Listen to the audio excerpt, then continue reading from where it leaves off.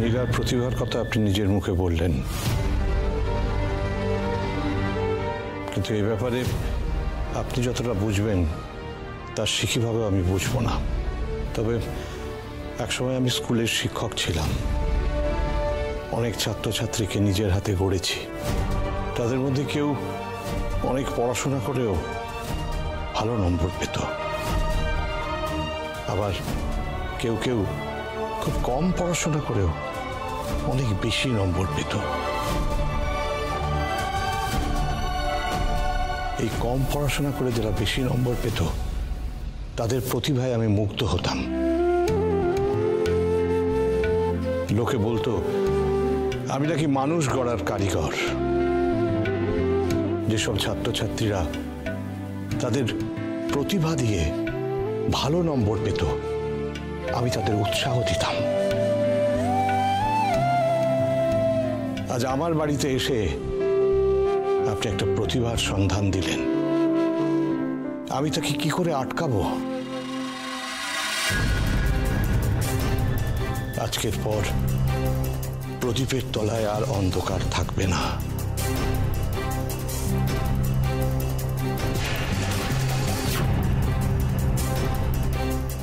আপনার প্রস্তাবে আমি রাজি।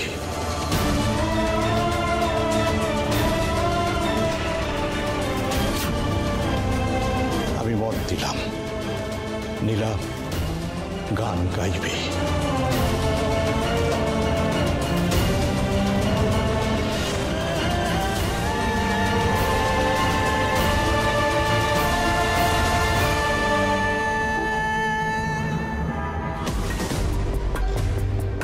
এই কথাটাই আমি শুনতে চাইছিলাম। Great decision sir. তাহলে আজ থেকে কাজ শুরু করবি? আরে না না, আজ তো সবে অফারটা পেলে। আজকে অফারটার কথা ভেবে চেঞ্জ করো, মজা করো। কাল থেকে তোমার লাইফে নতুন ইনিংস শুরু হবে। চালিয়ে ব্যাট করতে হবে, কিন্তু তোমাকে আমি এখনই কিছু অ্যাডভান্স দিচ্ছি। অ্যাডভান্স? কাজ শুরু করার আগে? এটা আমাদের কোম্পানির রুলস অ্যান্ড রেগুলেশনের মধ্যে পড়ে। আমরা যোগ্য লোকেদের চাকরি দেওয়ার সময় কিছু অ্যাডভান্স দিই, যাতে তারা কাজ করার ইন্টারেস্টটা দ্বিগুণ পায়। ওয়েট, এই নাও, 1 লাখই দিলাম।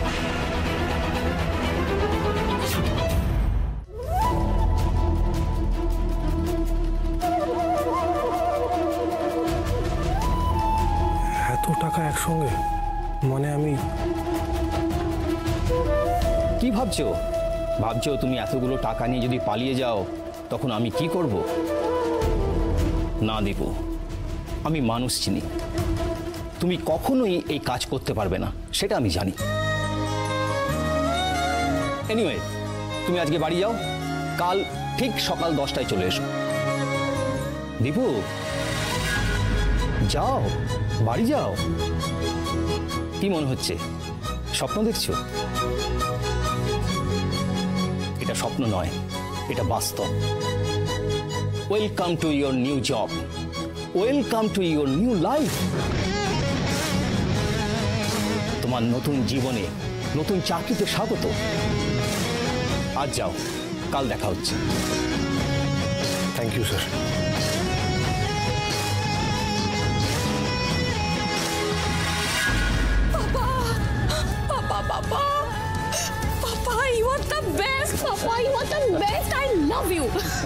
কিন্তু বেবি, এই ছেলেটা বড্ড গরিব। এই ডিমান্ড মাত্র 25,000 টাকা। 25,000 টাকা তোমার পার ডে হাত খরচ। পাপা, তুমি চাইলেই ওকেও বড়লোক করে দিতে পারো, ও আর গরিব থাকবে না। তুমি পারবে না বলো পাপা? বলো বলো, তুমি পারবে না? তুমি তোমার একমাত্র মেয়ের আবদারটুকু রাখবে না, বলো পাপা? ওকে ওকে, প্রমিস?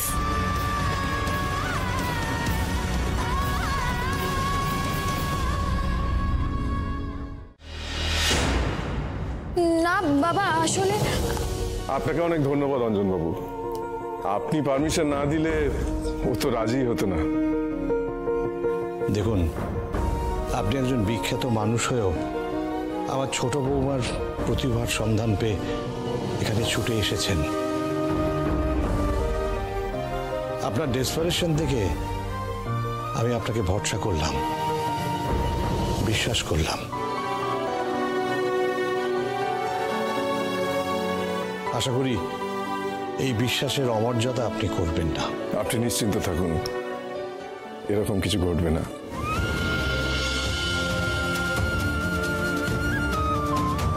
কাল থেকেই আমরা কাজ শুরু করব।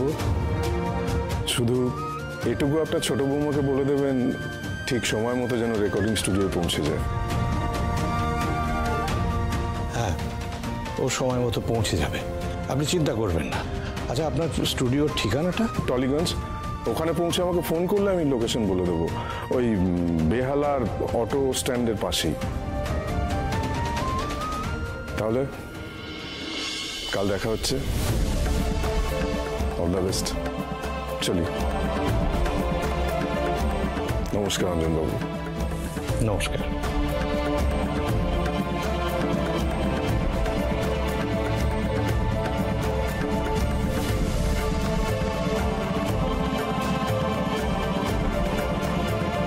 বাবা, আপনি কেন অনুমতি দিলেন? আমি এত বড় একটা কাজ কি করে পারবো? আমি তো কোনোদিন গান শিখিনি বাবা। কেন হ্যাঁ বললেন আপনি? একজন মহান মানুষের সান্নিধ্যে এলে তুমি ধীরে ধীরে শিখে যাবে। আর তোমার মধ্যে তো সহজাত ক্ষমতা আছে, এ তো বোঝাই যাচ্ছে। উনি আর চিন্তা করার কোনো মানে নেই।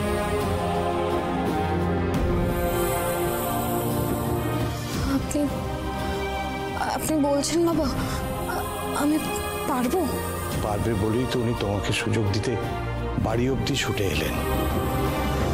তবে আরো ভালো করে পারতে হবে।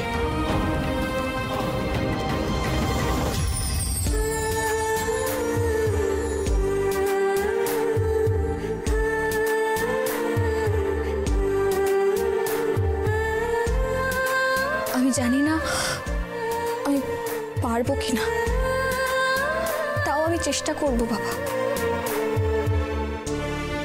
মনে পড়ে যাচ্ছে সেই ছোটবেলায় স্কুলে ভর্তি হওয়ার জন্য আপনি বাবার হাতে টাকা তুলে দিয়েছিলেন। আমি যাতে স্কুলে ভর্তি হতে পারি, যাতে পড়াশোনা করতে পারি, সেই সাহস আপনি জুগিয়েছিলেন।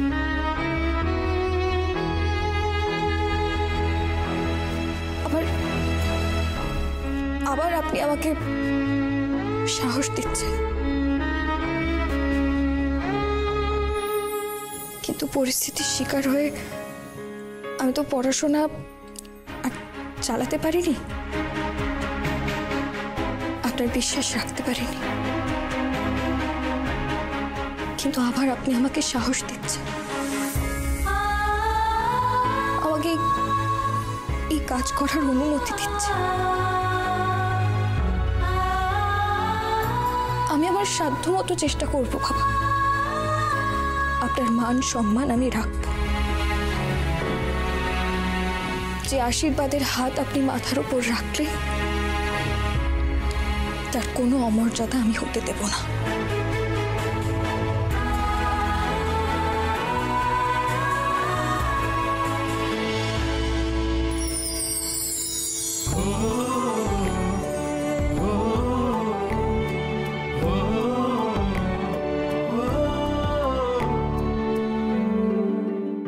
বাবা, কিছু মনে করবেন না।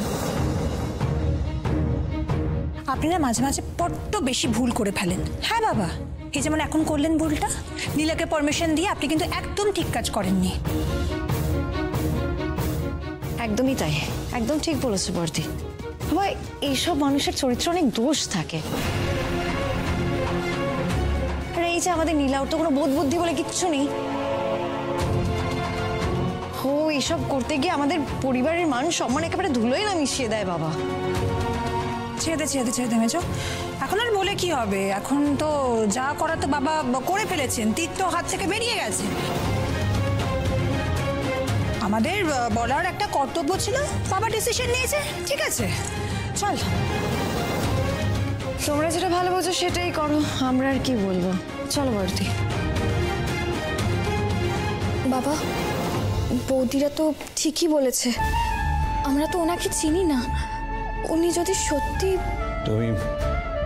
তুমি আমার থেকে অনেক ছোট নীলা, আমার সন্তান সম। এর আগে হঠকারিতায় তুমি অনেক সিদ্ধান্ত নিয়েছিলে, আপাত দৃষ্টিতে তা ভুল মনে হলেও তুমি আমাদের পরিবারের ভালোর জন্য সেই কাজগুলো করেছো।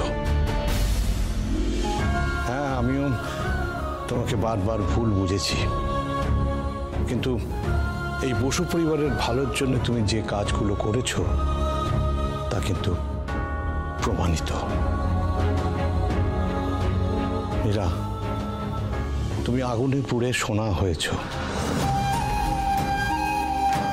আর আজ যখন নিজের জন্য কিছু করার সুযোগ এসেছে তখন উল্টোপাল্টা ভাবনা ভেবে তার থেকে পিছিয়ে আসার কোনো মানে হয় না। কাল থেকে তুমি কাজে যাবে। আমার বিশ্বাস আমাদের এই পরিবারের মান সম্মান নিয়ে তুমি আর ছিনিমিনি খেলবে না। আর যদি কেউ খেলতে আসে তার বিরুদ্ধে আমাদের পরিবারের জন্য তুমি ঢাল হয়ে দাঁড়াবে, এই আশা নিয়েই আমি চলব। কি ঠিক বলেছি কিনা মিনু?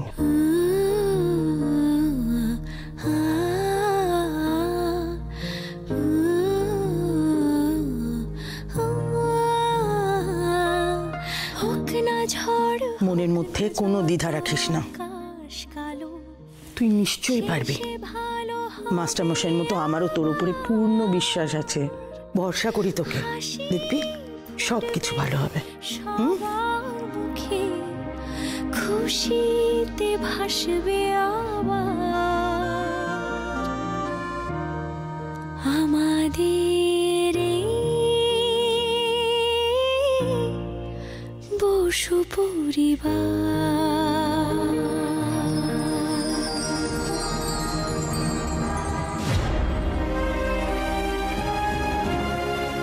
আমি কি বাস্তবে আছি নাকি এটা স্বপ্ন?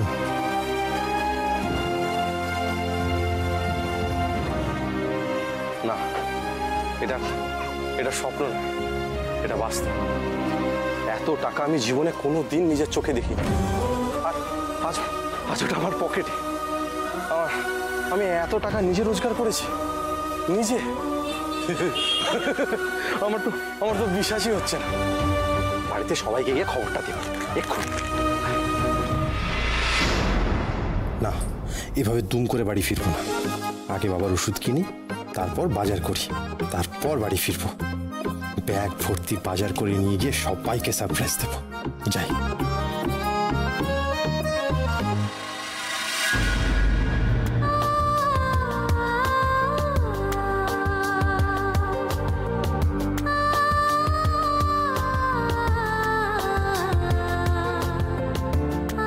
আমি যেন এবার পারি ঠাকুর, আমাকে যে পারতেই হবে।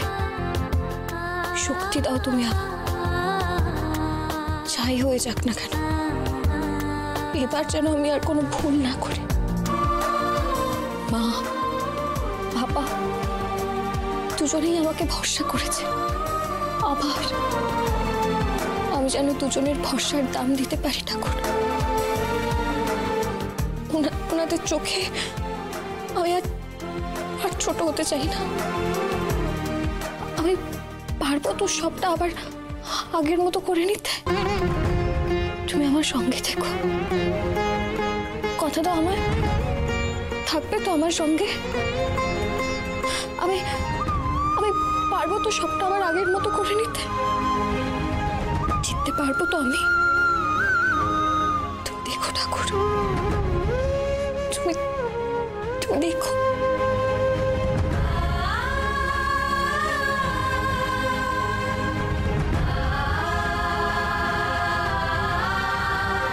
ছোট দাদাবাবু এখনো এটা জানেন না, ওনাকে এক্ষুনি জানানো উচিত। আমার মতোই উনিও সবটা শুনলে ভীষণ খুশি হবেন, তাই না বলো? উনি তো হাজারটা দুশ্চিন্তা মাথায় নিয়ে কাজ খুঁজতে বেরিয়েছেন। এত বড় একটা সুখবর শুনলে ওনার মনটা অনেকটা হালকা হবে। এখনই একবার জানাই ওনাকে।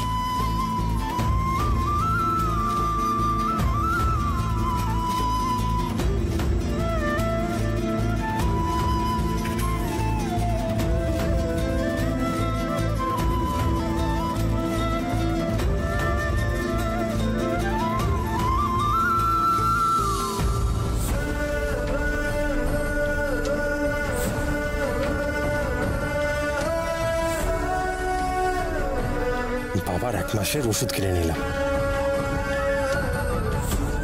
এবারে বাজার করব।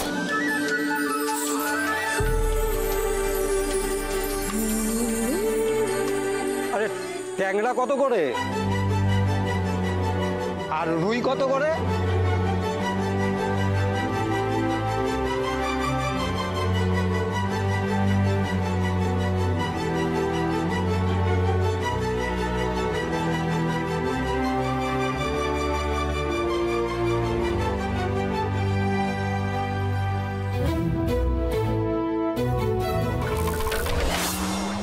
আরে দীপু যে আজ তো দেখছি পুরো বাজার তুলে নিয়ে যাবে। হ্যাঁ গো সেরকমই। আরে হঠাৎ হলো কি? আরে চাকরি পেয়েছি গো কাকা, খুব বড় চাকরি, তাই জন্য রাত্রিবেলা সবাই মিলে জমিয়ে খাওয়া দাওয়া করব। এ তো দারুণ খবর। বেশ বেশ, এগিয়ে যাও এগিয়ে যাও। আসছি আসছি। হ্যাঁ এসো তাহলে। আর দেরি করব না, সবাইকে জানাই যে আমি এত বড় একটা চাকরি পেয়েছি। জানাই আমিও টাকা রোজগার করার যোগ্যতা রাখি। আমার জন্য নীলাকে অনেক অপমান সহ্য করতে হয়েছে, এবার সবটা শেষ করতে হবে, সবটা। ছোট দাদা বাবু ফোনটা ধরছেন না কেন? ব্যস্ত আছেন কোথাও? থাক, এখন আর তাহলে বিরক্ত করব না, কিছুক্ষণ পরে আবার ফোন করব। আমি বাড়ি আসছি নীলা, অনেক বড় একটা সুখবর নিয়ে আমি বাড়ি আসছি। কিন্তু এত বড় সুখবরটা যতক্ষণ না ওনাকে দিতে পারছি ততক্ষণ এই অস্থিরতাটা চলবে। কি করব? আরেকবার কি ফোন করব?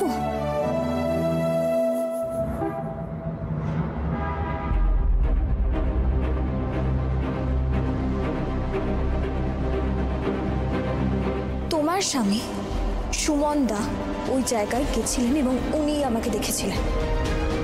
নীলার খবর আমাকে সুমনদাই দিয়েছিল।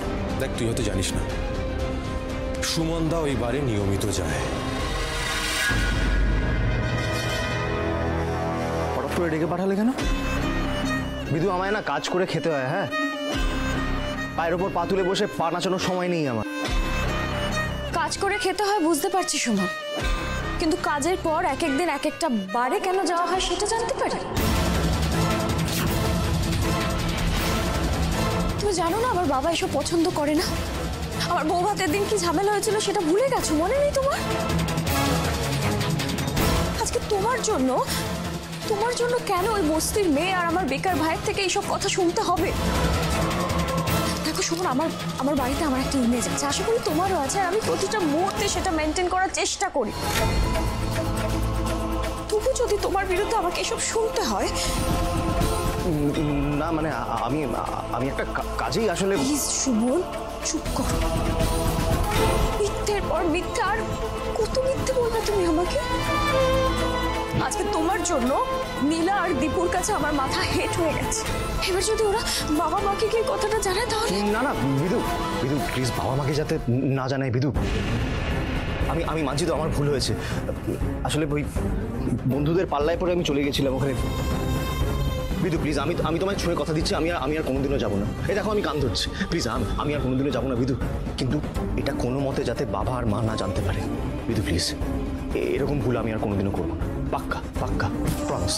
শেষবারের মতো সুযোগ দিলাম সুমন, মনে থাকে যেন, নইলে কিন্তু।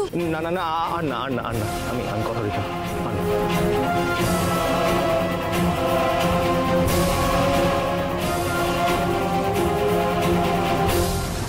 নীলা আমাকে কেস খাওয়ানো, এবার আমি যে উল্টে তোমাকে কি কেস খাওয়াবো শুধু দেখো।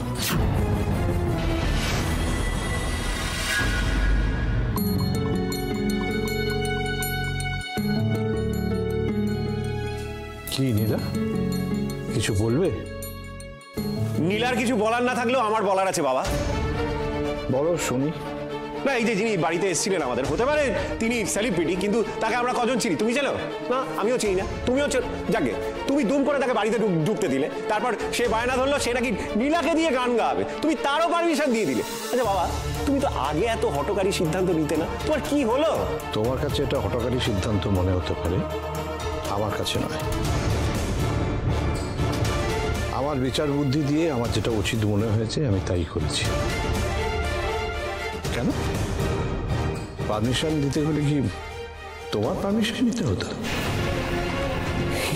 কি বাবা, না না বাবা, আমি তা বলিনি। আসলে মানে আগেও নীলা যেসব কাজকর্ম করেছে মানে সেটাতে তো ভুক্তভোগী আমাদেরই হতে হয়েছে। নীলার জন্য তো কম বিপদে আমরা পড়িনি। হ্যাঁ, আবার যদি সেরকম কিছু করে তাহলে তো ফ্যাসাদে আমাদেরই পড়তে হবে। মানে আবার যদি কোনো ভুল ভাল কাজ করে ফেলে বিপদে আমাদেরই পড়তে হবে। তুমি কি করে গ্যারেন্টি দিচ্ছ যে আর সেরকম কোনো বিপদে আমরা পড়বো না, নীলা কোনো রকম ভুলভাল কাজ করবে না? তুমি কি গ্যারেন্টি দিতে পারো? অনেকের জন্যই তো অনেকবার ফ্যাসাদে পড়তে হয়েছে রে বড়দা। সুতরাং তুই যে খুব ভ্যালিড একটা বিষয় নিয়ে প্রশ্ন তুলছিস সেটা কিন্তু নয়। বাবার যেটা ঠিক মনে হয়েছে বাবা সেটাই করেছে। এই নিয়ে আমাদের প্রশ্ন তোলার কোনো মানেই হয় না। মানে হয় অনেক, মানে হয়। আমরা আমাদের দুশ্চিন্তার কথা বাবাকে জানিয়েছি, কিন্তু তার সত্ত্বেও বাবা যে কেন। দেখো মেজ বৌমা, বাবা, মা, ব্যাগ ভর্তি বাজার করে নিয়ে এসেছি, বলতে পারো পুরো বাজারটাই তুলে নিয়ে এসেছি আমি। এর মধ্যে চিংড়ি মাছ আছে, ট্যাংরা মাছ আছে, আর কি বলতো একটু বেলা হয়ে গেছিলো না, তাই জন্য মাটনটা আনতে পারলাম না। কিন্তু হ্যাঁ, তার জায়গায় চিকেন আছে। শোনো মা, একদম ঝাল ঝাল করে চিকেনটা করো। হ্যাঁ, আর এই লালটা তো কি আছে এটাতে? এর মধ্যে বাবার 1 মাসের ওষুধ আছে, সব একসাথে কিনে নিয়ে এসেছি। সে কি রে, এত বাজার ওষুধ তুই কোথা থেকে নিয়ে এলি? এই তো অনেক টাকার ব্যাপার। সে তো বটেই, অনেকগুলোই টাকা। এতগুলো টাকা পেলি কোথায়? ধার করলি নাকি? দেখ, তোমার মাথা খারাপ হয়েছে নাকি? ওসব দিন আমরা পেরিয়ে এসেছি। এখন আমরা কোনো দিন কারোর কাছ থেকে ধার চাইবো না, উল্টে আমরা লোকেদেরকে ধার দিতে পারবো। হ্যাঁ রে, তুই কি চোর ডাকাতিতে নাম লেখানি লাগবি? না বর্দা, তুমি শুনলে তুমিও হয়তো খুশি হবে। আমি একটা চাকরি পেয়েছি, খুব ভালো চাকরি।